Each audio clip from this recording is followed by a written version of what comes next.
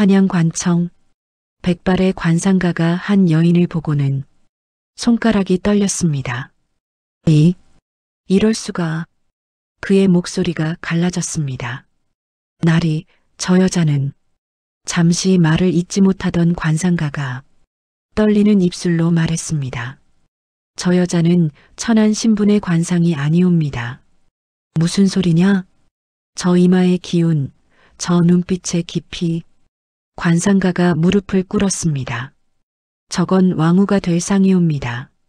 이 이야기는 그보다 15년 전으로 거슬러 올라갑니다. 조선 헌종 임금 시절 한겨울이었습니다.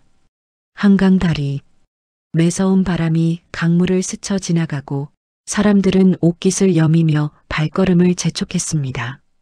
그 다리 밑 아무도 내려다보지 않는 어둠 속에서 한 여인이 죽어가고 있었습니다. 물 한 모금만, 힘없는 목소리. 하지만 아무도 듣지 못했습니다. 아니, 듣고도 모른 척했습니다. 천한 여종이 다리 밑에서 죽어간다 해도 그건 그저 흔한 일이었으니까요. 그때였습니다. 다리 위를 지나던 한 사내가 걸음을 멈췄습니다. 과거에 낙방하고 고향으로 돌아가던 가난한 선비. 이름은 이안. 그의 얼굴엔 좌절이 가득했지만 그래도 그는 사람이었습니다. 다리 난간에 기대어 아래를 내려다본 이안은 어둠 속 그 희미한 움직임을 보았습니다. 보통 사람이라면 그냥 지나쳤을 것입니다. 하지만 이안은 달랐습니다. 그는 다리 밑으로 내려갔습니다. 그날 그 다리 밑에서 일어난 일은 단순한 구조가 아니었습니다. 한 사람의 목숨을 살린 것이 한 나라의 운명을 바꾸게 될 줄 그 누가 알았겠습니까? 신분을 뛰어넘는 선택, 목숨을 건 사랑, 그리고 15년 만에 밝혀지는 충격적 진실. 이것은 조선시대 한 선비와 여인의 이야기입니다.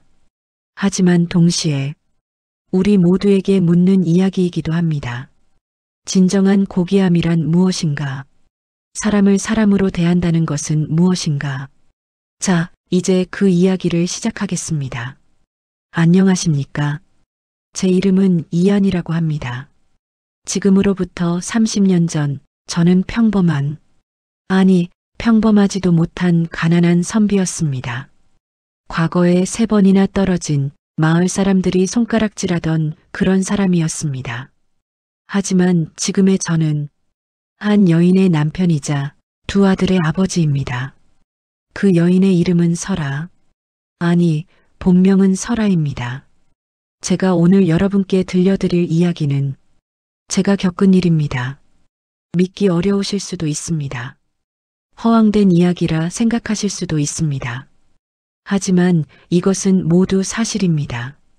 그 일은 제 인생에서 가장 추웠던 겨울, 과거에 3번째로 떨어지고 한양에서 고향으로 돌아가던 길에 일어났습니다. 지금 생각하면 그날의 모든 것이 하늘이 정해놓은 운명이 아니었을까 싶습니다. 그날 만약 제가 조금만 빨리 걸었더라면, 조금만 다른 생각을 했더라면 아마 이 이야기는 시작되지도 않았을 것입니다. 자, 이제 그날로 돌아가 보겠습니다. 한양에서 고향까지는 천천히 걸으면 사흘길입니다. 저는 무거운 발걸음으로 한강 다리를 향해 걸어가고 있었습니다. 과거 시험장을 나서던 순간이 아직도 생생합니다. 제 이름이 방에 없었습니다. 3번째였습니다. 어머니의 얼굴이 떠올랐습니다. 어머니는 끼니를 걸으시면서까지 제 과거 공부를 뒷바라지해 주셨습니다. 하나, 너는 똑똑하니까 분명 과거에 붙을 거야. 어머니의 그 말씀이 제 가슴을 짓눌렀습니다. 또 실망시켰습니다. 또 한 번 기대를 저버렸습니다. 한강 다리에 올라섰을 때 해는 이미 기울고 있었습니다. 찬바람이 강물 위를 훑고 지나갔습니다. 저는 옷깃을 여미고 빨리 다리를 건너려 했습니다. 그때였습니다. 바람 소리에 섞여 희미한 소리가 들려왔습니다. 물 한 모금. 처음엔 바람 소리인 줄 알았습니다. 하지만 아니었습니다. 분명 사람의 목소리였습니다. 저는 걸음을 멈췄습니다. 다리 난간 너머를 내려다봤습니다. 어둠이 내려앉은 다리 밑. 그곳에서 무언가가 움직였습니다. 저는 망설였습니다. 내려가 봐야 할까? 제 앞으로 많은 사람이 지나갔습니다. 하지만 아무도 멈추지 않았습니다. 다들 들은 척도 하지 않았습니다. 에이나도 그냥 지나가자.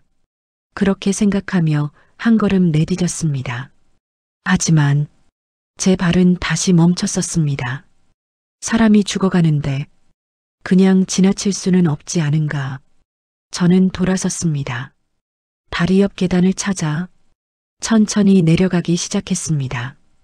다리 밑은 아주 어두웠습니다. 차가운 강바람이 옷 속까지 파고들었습니다. 누구 계십니까? 제가 물었습니다. 대답이 없었습니다. 좀 더 안쪽으로 들어가자 돌 위에 쓰러져 있는 사람이 보였습니다. 여자였습니다.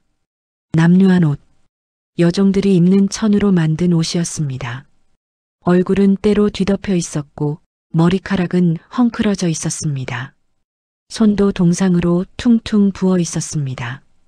거기에다 보기만 해도 며칠은 굶은 것 같아 보였습니다. 저기 아직 살아계십니까? 제가 조심스럽게 물었습니다. 여인이 천천히 고개를 들었습니다. 그 순간 저는 숨이 멎는 것 같았습니다. 때로 뒤덮인 얼굴, 헝클어진 머리, 남루한 옷. 하지만 그 눈빛만큼은 뭐라고 표현해야 할까요? 그건 죽어가는 사람의 눈빛이 아니었습니다. 맑았습니다. 깊었습니다. 그리고 고귀했습니다. 천한 여종의 눈빛이 아니었습니다. 마치 깊은 산속 맑은 샘물 같은 그런 눈빛이었습니다. 누구이십니까? 여인이 가느다란 목소리로 물었습니다. 저는 그냥 지나가던 선비입니다. 어찌 내려오셨습니까? 여인의 목소리엔 놀라움이 섞여 있었습니다. 저는 품속을 뒤졌습니다. 고향까지 가는 사흘 동안 먹을 양식, 떡 한 덩이가 있었습니다. 저는 그걸 꺼냈습니다. 이거라도 드십시오. 여인이 고개를 저었습니다. 아닙니다. 선비님도 드셔야 괜찮습니다. 저는 떡을 여인의 손에 쥐어주었습니다. 저는 사흘만 굶으면 됩니다. 하지만 당신은 지금 당장 먹지 않으면 죽을 것 같습니다. 여인의 눈에서 눈물이 흘러내렸습니다. 이 은혜를 어찌 갚아야 할지 갚을 필요 없습니다. 사람이 사람을 돕는 건 당연한 일입니다. 여인은 떨리는 손으로 떡을 입에 넣었습니다. 그리곤 천천히 조심스럽게 씹었습니다. 저는 일어서려 했습니다. 제가 할 수 있는 건 다 했으니까요. 하지만 발이 떨어지지 않았습니다. 이대로 두면 죽으려나. 에이 더 추워지기 전에 누군가 또 발견하겠지. 그렇게 생각하려 했지만 마음 한구석이 편치 않았습니다. 저기 제가 다시 앉았습니다. 이름이 어떻게 되십니까? 설아라고 합니다. 설아 씨. 제가 깊게 숨을 들이쉬었습니다. 저의 그 다음 말이 제 인생을 완전히 바꿀 줄은 그때는 몰랐습니다. 저와 함께 가시겠습니까? 여인이 놀란 눈으로 저를 바라봤습니다. 함께 라니요? 제 집은 매우 가난하고 누추합니다. 하지만 얼어 죽는 일은 없을 겁니다. 하지만 저는 천한 여종입니다. 선비님께서 신분은 중요하지 않습니다. 저는 단호하게 말했습니다. 저에겐 당신이 사람이라는 것만으로도 충분합니다. 그렇게 저는 설아를 집으로 데려갔습니다. 하지만 저는 아직 몰랐습니다.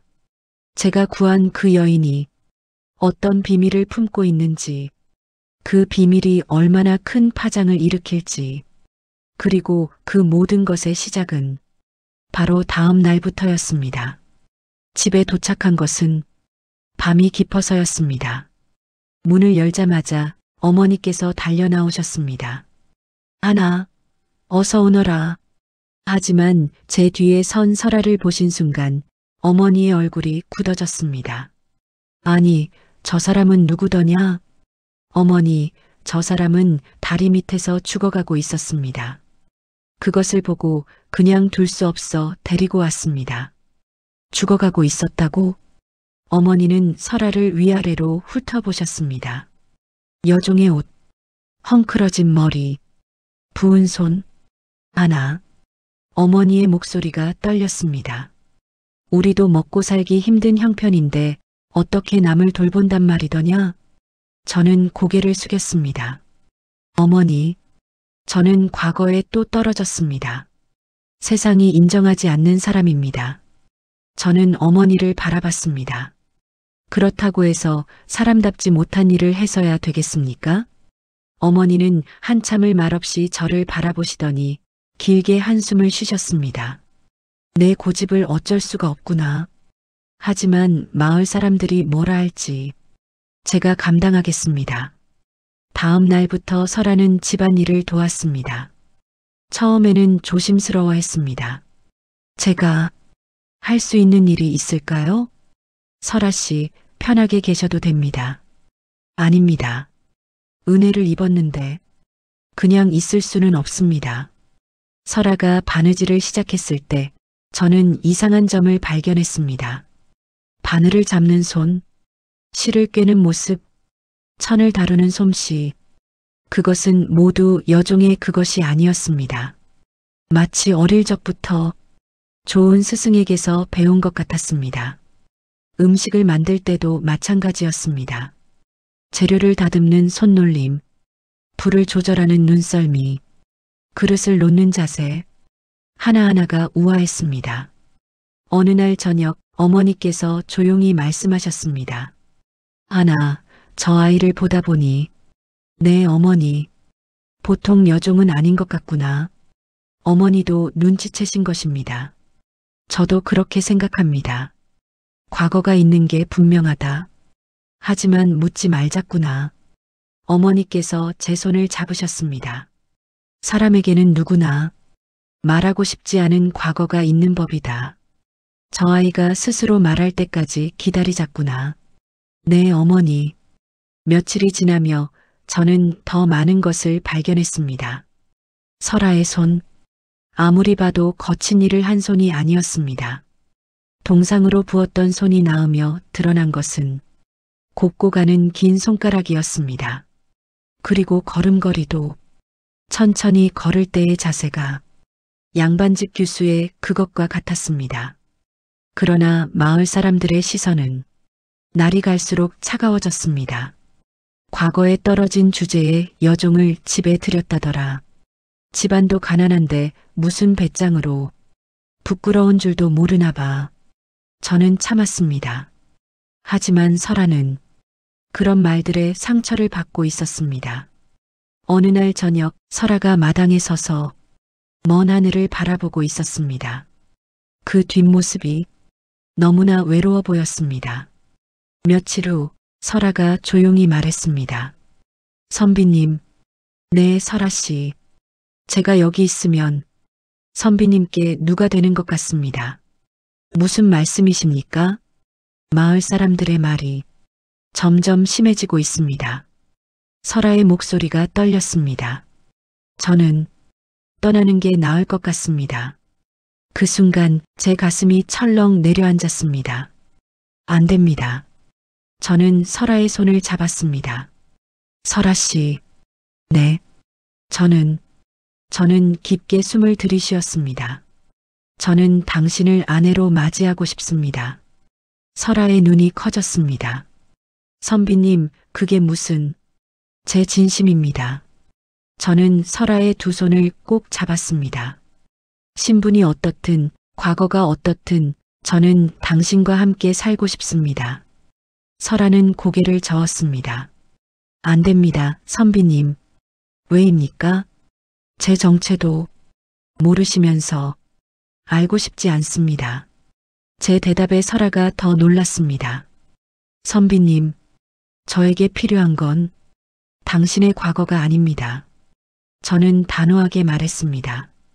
지금 제 앞에 있는 당신, 그것으로 충분합니다. 설아의 눈에서 눈물이 흘러내렸습니다. 어떻게 그런 말씀을, 설아 씨. 네, 제 이름은 이한입니다. 이제 그렇게 불러주십시오. 그리고 저는 처음으로 미소를 지었습니다. 당신을 설아라고 부르고 싶습니다. 설아는 한참을 울다가 작게 고개를 끄덕였습니다. 그렇게 우리는 혼인을 올렸습니다. 마을 사람들은 여전히 수군거렸지만 저는 상관하지 않았습니다. 설아가 제 곁에 있는 것, 그것만으로 저는 행복했습니다. 하지만 어느 날 밤 설아의 잠꼬대를 듣게 되었습니다. 마마, 마마. 설아가 식은땀을 흘리며 소리쳤습니다. 피하십시오. 피하십시오. 제가 깨우자. 설아는 두려움에 떨고 있었습니다. 괜찮습니다. 꿈이었습니다. 제가 등을 쓰다듬어 주자 설아는 조용히 울었습니다. 마마, 그건 궁궐에서나 쓰는 말이었습니다. 설아의 과거에 무슨 일이 있었던 걸까? 저는 궁금했지만 묻지 않았습니다. 언젠가 설아가 스스로 말할 날이 올 것이라고 생각했습니다. 그런데 우리의 평화로운 생활은 오래가지 못했습니다. 마을에 새로운 지주가 들어왔기 때문입니다. 그의 이름은 최진사. 그는 우리 부부에게 시련의 시작이 되었습니다. 최진사는 우리 마을에 새로 들어온 지주였습니다. 한양에서 돈을 벌어 고향으로 돌아온 사람이라고 했지만 그가 어떻게 돈을 벌었는지는 아무도 몰랐습니다. 다만 한 가지 확실한 것은 그가 매우 탐욕스러운 사람이라는 것. 마을에 온 지 한 달도 되지 않아 그는 가난한 집들의 땅을 하나씩 사들이기 시작했습니다. 이 땅 내가 사겠네. 아니되옵니다, 나리. 이 땅은 저희 집안 조상 대대로. 조상? 허허, 그래서 가지고 있다고 돈이 생기느냐? 팔지 않으면 세금만 더 내야 할 텐데. 그런 식으로 협박을 하여 많은 사람들의 땅을 빼앗았습니다. 어느 날 최진사가 우리 집 앞을 지나가다 마당에서 빨래를 하고 있는 설아를 보았습니다.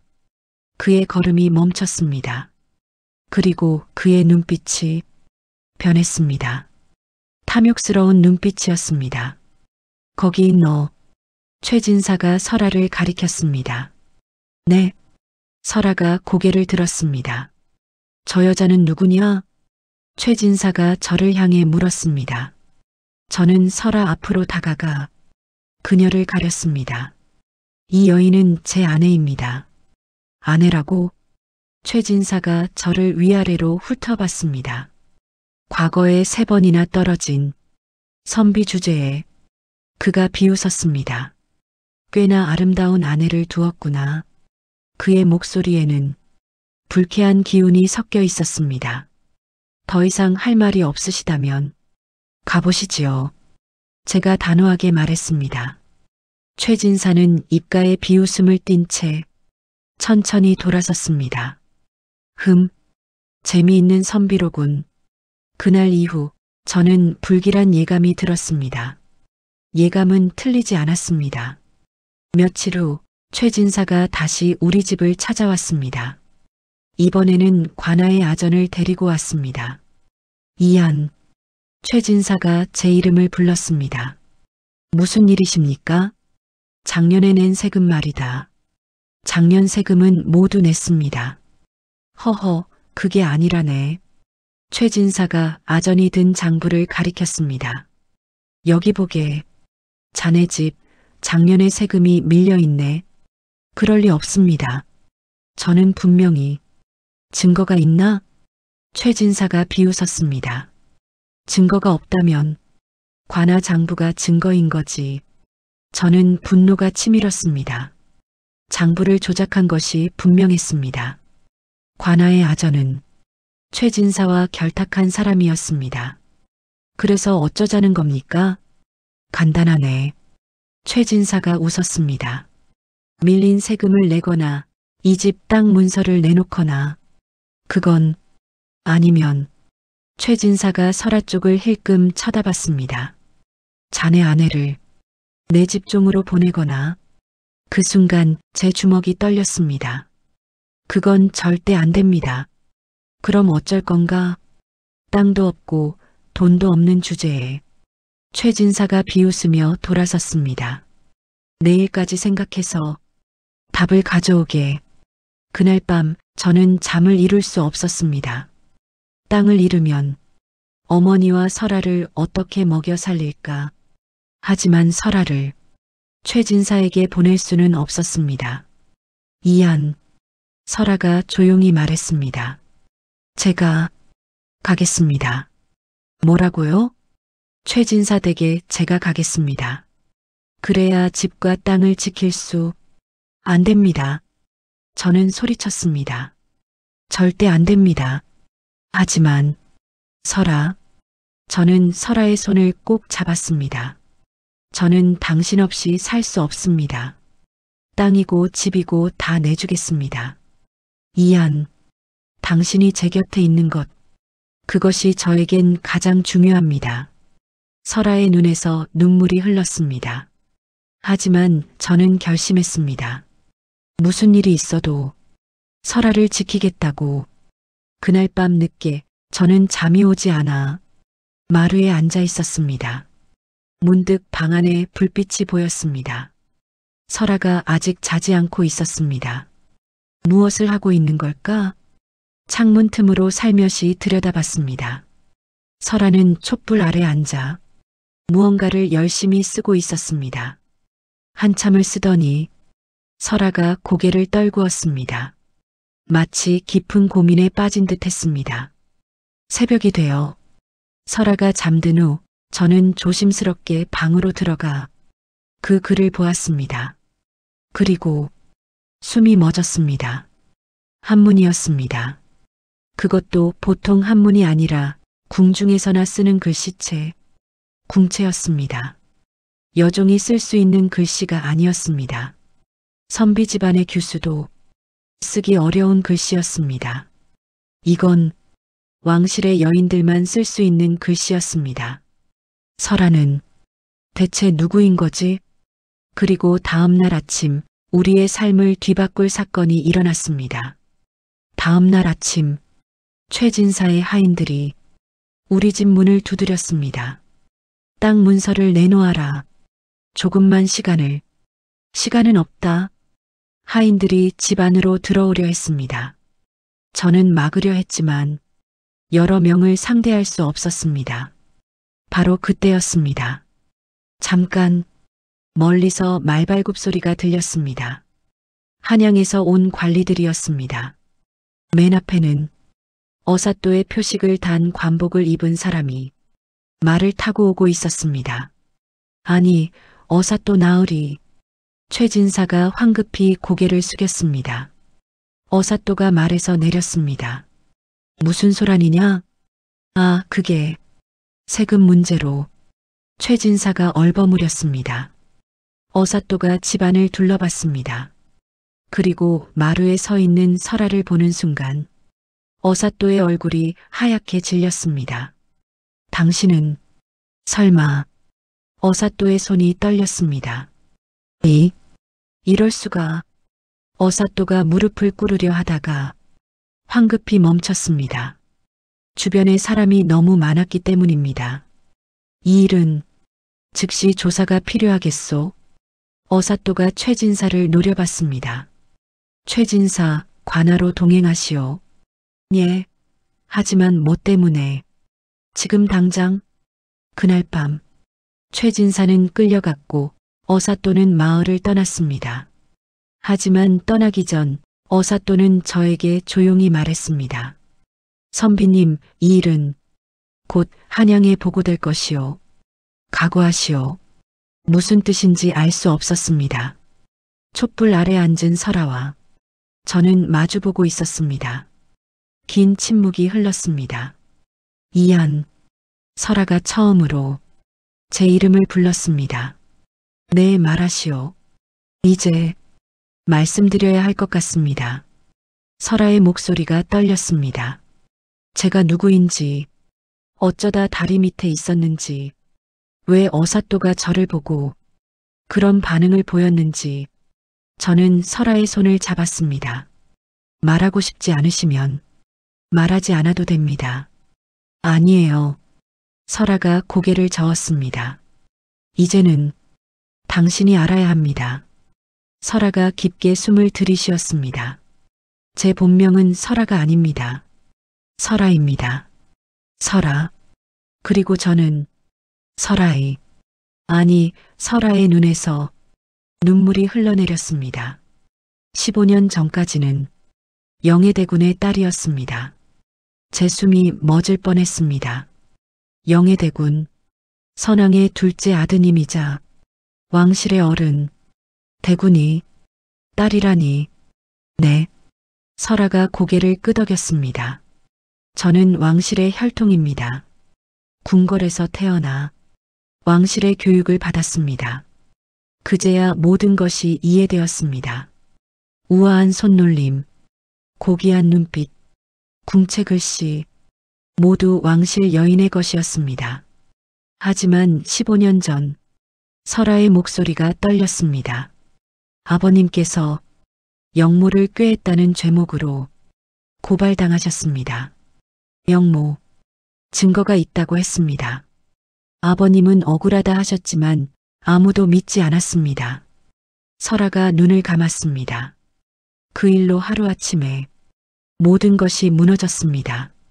아버님과 두 오라버니는 저자거리에서 처형당하셨고 설아의 목소리가 끊어졌습니다. 어머님은 스스로 목숨을 끊으셨습니다. 설아, 저는 어렸기 때문에 죽음은 면했습니다. 하지만 관노비로 전락하게 됐습니다. 설아가 떨리는 손을 내밀었습니다. 이 손으로, 대군 집안의 규수였던 이 손으로 더러운 일을 해야 했습니다. 5년을 그렇게 살았습니다. 매일 죽고 싶었습니다. 하지만 죽을 용기도 없었습니다. 그러다 13살 되던 해 저는 도망쳤습니다. 설아가 저를 바라봤습니다. 10년을 떠돌았습니다. 낮에는 숨어 지내고 밤에는 걸어 다녔습니다.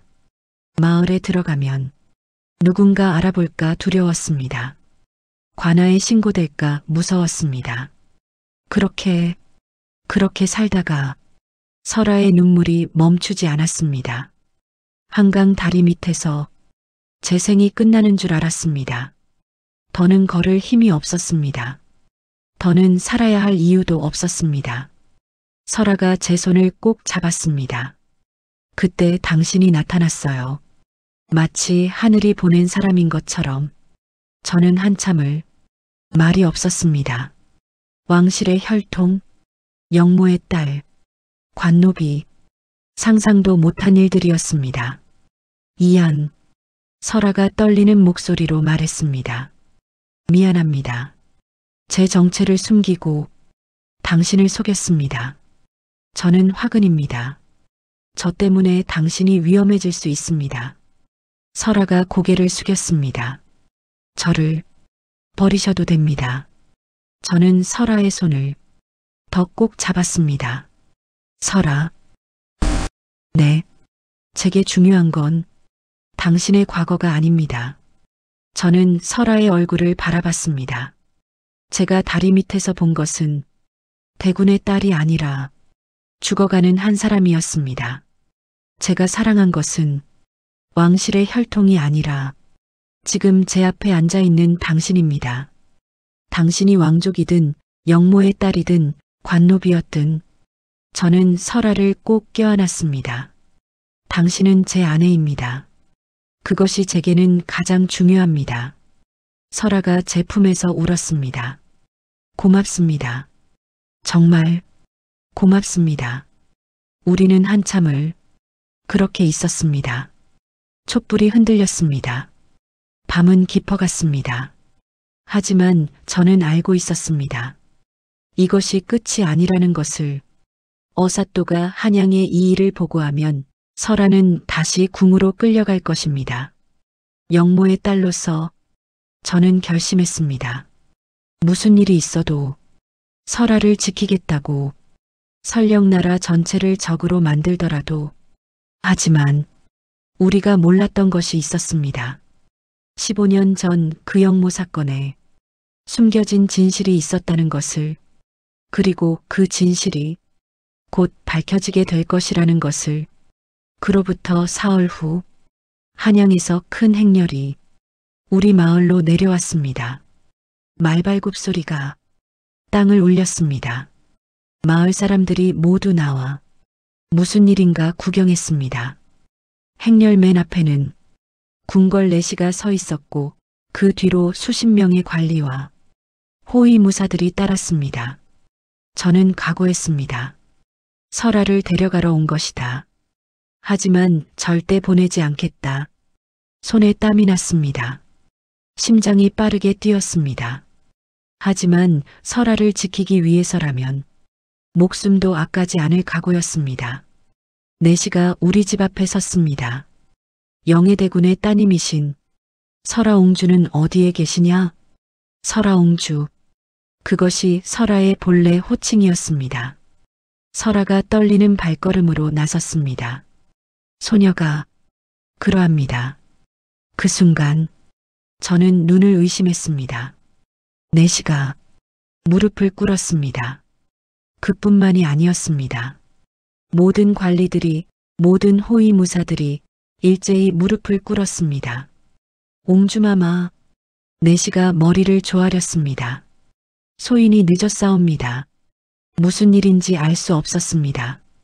영모의 딸을 잡으러 온 것이 아닌가? 왜 다들 무릎을 꿇는 거지? 내시가 고개를 들었습니다. 옹주마마. 내시의 목소리가 떨렸습니다. 15년 전에 그 일, 설아가 숨을 죽였습니다. 진실이 밝혀졌사옵니다. 진실이라니요? 영해대군께서는. 내시가 또렷하게 말했습니다. 영모를 꾀하지 않으셨습니다. 설아의 몸이 흔들렸습니다. 제가 얼른 설아를 부축했습니다. 무슨 말씀이신지. 모함이었사옵니다. 내시가 설명했습니다. 15년 전 당시 권력을 쥐고 있던 영의정 민정호. 저도 그 이름은 알고 있었습니다. 권력을 남용하여 백성들을 괴롭힌 간신.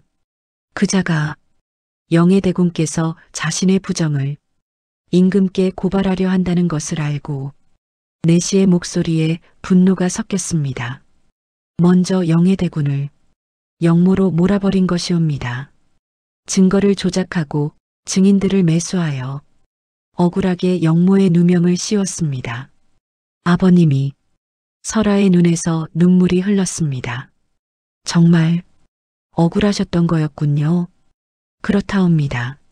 내시가 고개를 숙였습니다. 최근 민정호가 다른 제목으로 국문을 받던 중 모든 진실을 자백했사옵니다. 전하께서 크게 노하시어 민정호를 엄벌에 처하시고 내시가 설아를 바라봤습니다. 영해대군의 명예를 회복하시며 옹주마마를 찾으라 명하셨습니다. 설아는 한참을 말이 없었습니다. 아버지의 억울함이 15년 만에 풀린 것입니다. 하지만 전하께서 옹주마마를 궁으로 모시라 하셨습니다. 내시의 말에 제 가슴이 철렁했습니다. 이제 설아를 잃는 것인가? 그때 설아가 말했습니다. 감사합니다.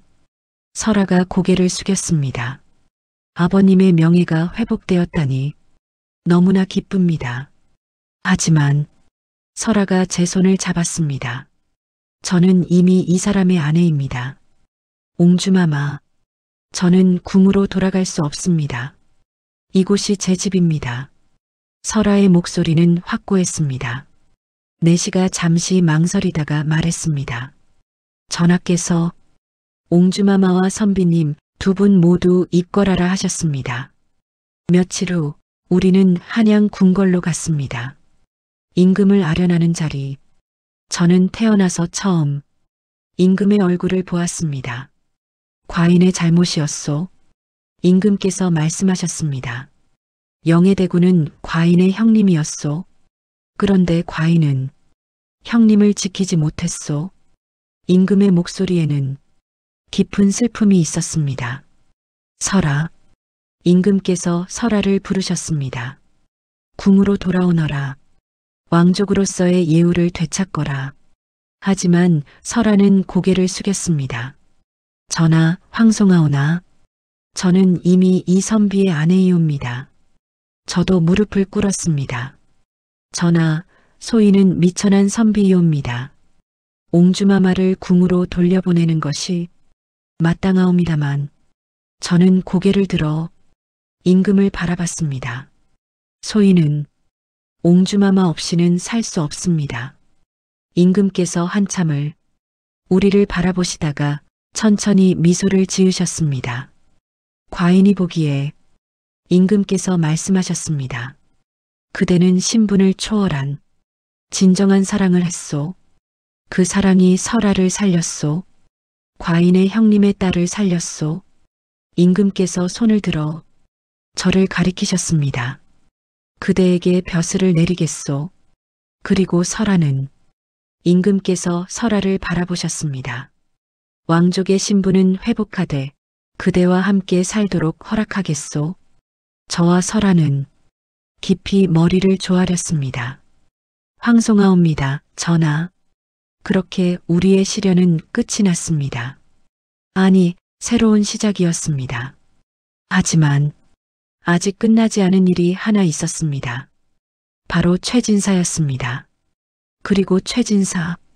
어사또의 조사 결과 최진사는 수십 건이 땅 문서 조작과 세금 횡령 혐의가 드러났습니다. 관아의 아정과 결탁하여 가난한 백성들의 땅을 빼앗고 세금을 개인 주머니에 넣은 것입니다. 임금께서는 즉시 명을 내리셨습니다. 최진사는 모든 재산을 몰수당하고 빼앗았던 땅은 모두 원래 주인에게 돌려주었으며 최진사 자신은 관노비로 전락했습니다. 그가 우리에게 하려던 바로 그것이 그에게 돌아간 것입니다. 악은 결국 자신에게 돌아오는 법입니다. 그로부터 20년이 흘렀습니다. 저는 임금께서 내려주신 벼슬, 작은 고을의 수령으로 백성들을 돌보았습니다. 높은 자리를 원하지 않았습니다. 권력을 탐하지도 않았습니다. 그저 백성들이 편안하게 살 수 있도록 돕는 것, 그것이 제가 선택한 길이었습니다. 설아는 왕족의 예우를 받았지만 궁궐로 돌아가지 않았습니다. 저와 함께 작은 관아에서 살았습니다.